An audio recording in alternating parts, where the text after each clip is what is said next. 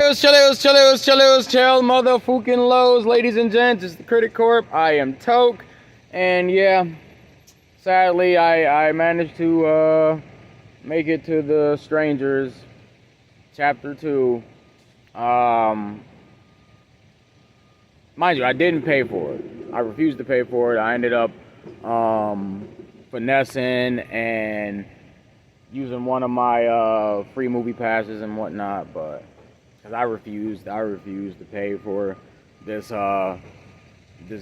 this trash bag of a film,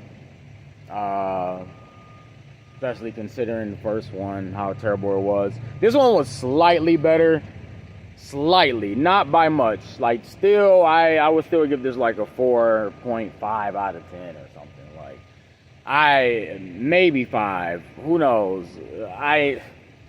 It's just, man, the lack of common sense in this was just terrible. I feel like they're playing with us and trying to make the worst nonsensible horror film to man. Because this was like, oh my heavens, her leaving her phone, her making loud noises still, while the killer's right next to her looking for her, she had the opportunity to kill one of the killers with a pitchfork, didn't pursue all the way. Like, the only time I give her credit was when she jumped out of these randos' truck and shit while I was moving, because she didn't trust the vibes and shit like that, but still ended up somehow managing back in their crib by the end of the movie. Spoiler alert. It was just, yeah. The only non-predictable scene was the wild boar.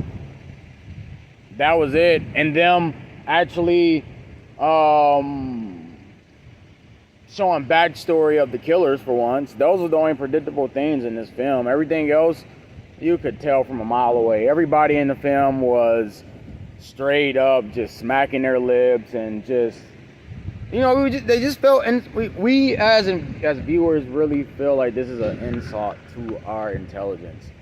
Like, come on now, this was wild, and it's supposed to be staged back in or not staged back in, but our current times, like 2023 or whatever, come on.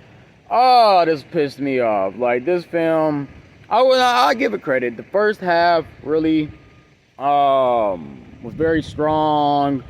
Suspenseful. It pulls you in very quickly. The atmosphere stays tense. I feel like they took a little page out of Halloween 2 book with this one, with the whole hospital scene in the first beginning half, and her trying to escape from the grips of these fucking insane ass killers, and that was good. But once she got out of there, the pacing slowed up. It was just, oh my god, it was unbearable. It was very unbearable. I will say the main character, the girl, whatever her name is, Madeline, I don't even know. Her character alone really brought depth and emotion to the story, but it was like sometimes a bit too much to where the story struggled to provide itself. And on top of that, just the jump scares they were relying a lot on the jump scares, especially towards the middle, like when I said when the pacing slowed up, and the lack of dialogue. Where do I begin with that? Like, I just felt like the writers had no idea what to put in this script, bro. Like,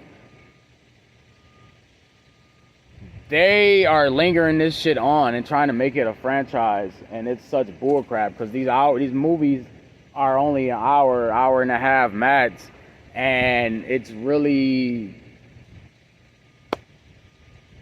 they're not displaying shit well. They're not demonstrating what the real, like I said, the only good thing out of this is the backstory we're finally starting to get.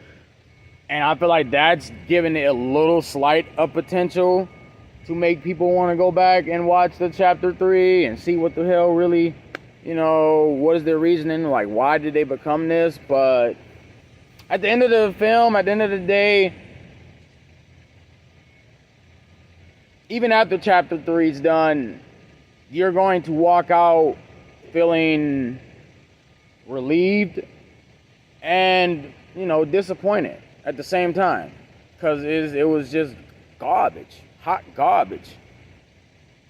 Another spoiler alert. I mean, that really, like I said, they are like saving, because they know they don't have too much creativity to go with this and make it worthwhile. So they're giving us a whole bunch of short films and leaves us hanging with these dog ass cliffhangers that really don't even bring depth to the story or make sense.